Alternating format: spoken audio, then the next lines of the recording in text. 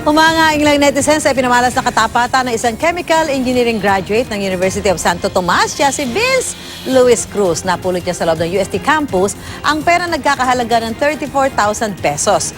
Sa latmanong araw na iyon, isinuuli ng binata ang pera na kanyang napulot at kasama natin dito si Vince Luis Cruz at ang may-ari ng pera na si Lawrence Cappuccino. Magandang umaga, Vince and Lawrence. Magandang umaga din po. Magandang sa mga nanonood. Nanonood, okay. Vince, ano yung unang pumasok sa isip mo nung napulot mo yung 34,000 pesos? Kasi di ba kulang ka ng 500 pesos para doon sa may kinukuha ka, no, yung transcript. Hindi ka ba na-tempt? Hindi ka ba natukso na, akin na nga lang to? Actually po, andun po yung temptation.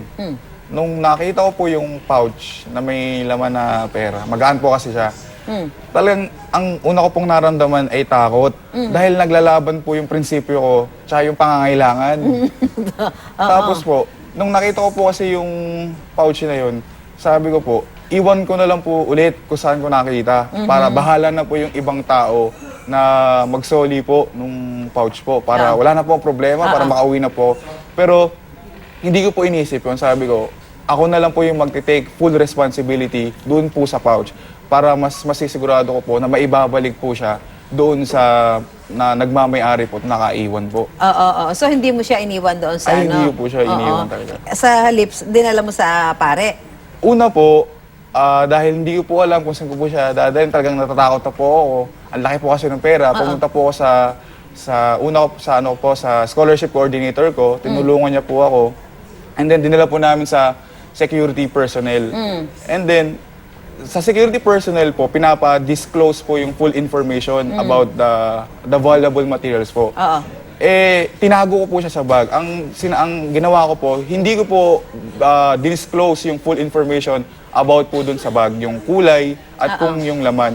In case po na may mag-inquire po sa kanila, ako po yung mag-i-interview. Nakiusap po ako sa security personnel na kung pwedeng ako na lang po yung mag-interview dun sa nag-i-inquire na sila daw po yung nagmamayan. Na kanya yun. So, yun ang dahilan mo. Yun po yung Pwede dahilan mo ba ko. ba naisip na parang, ay, ito nasagot sa sa kakulangan ko ng pera?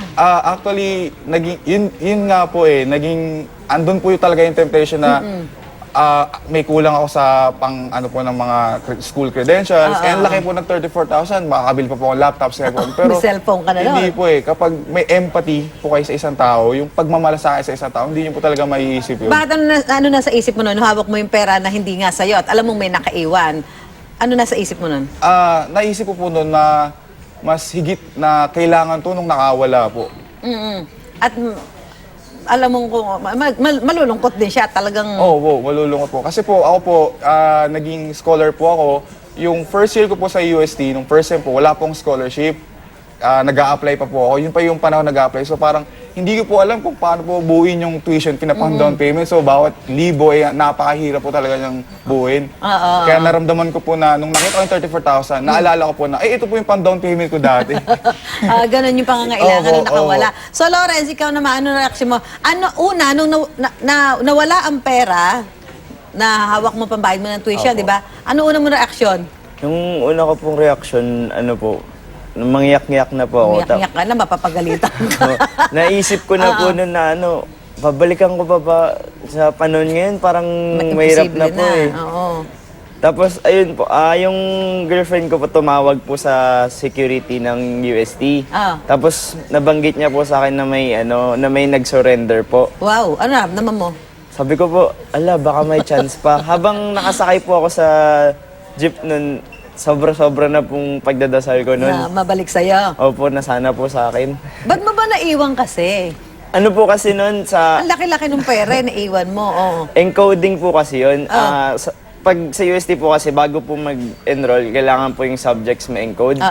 Yun po yung ginagawa ko nun. Pabalik-balik na po ako sa building para lang po maayos yung subject ko. Sobrang problemado din po ako. Tapos, itong bayaran na po ng tuition, may po kasi doon, hilera po na upuan.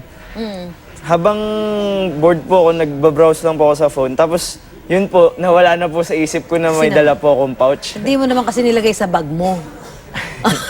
So, may lesson sa'yo yan. Sobra-sobra pong pasasalamat po. So, ano mensahe mo kay Vince? Ayun po, grabe pong pasasalamat yung sinasabi ko po sa kanya, sabi ko po, grabe po yung ginawa niyo para sa akin. Oo Sabi nga ko rin. po, kahit ilibre ko lang po kayo ng lunch or Nilibre mo na.